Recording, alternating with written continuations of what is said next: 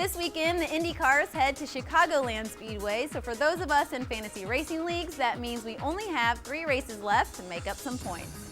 If you've been holding back your big guns, now it's time to bring them out. For some insight on the shore bets, once again, here's Arnie. Just 3 races left in the season. We're all ovals now, so here's some picks for you to help you go round and round and round. The first driver you want to look at is our points leader, Ryan Briscoe. 7 second-place finishes. The record's 8 by Elio. But Ryan could really win this race at Chicagoland Speedway. He won the last race on the oval at Kentucky. Look for the 6 car to be really strong this weekend. Now, 2 more guys you want to look at are the other 2 championship contenders, Scott Dixon and Dario Franchitti.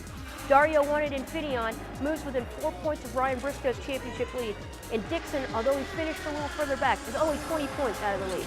Now, both those guys struggled at Kentucky. They finished outside the top 5 for the only time this season, but they've had time to look at those aero changes made to the car, and I think they'll be on their A game at Chicago. Last year, Elio Castroneves started last and came back to win the race. No matter where Elio starts, he's a threat to win at Chicagoland. If you have the room, put the 3 car down as a guy to pick this weekend. Finally, you gotta look at the 20 car and what he did at Kentucky when you look at Chicagoland. Ed had a really good tire test at Chicagoland Speedway before the Kentucky race, and that momentum carried him to that 2nd place finish. He was really strong, gave the Penske car all it wanted in that Kentucky race, and I think he's due for a breakthrough round at Chicagoland.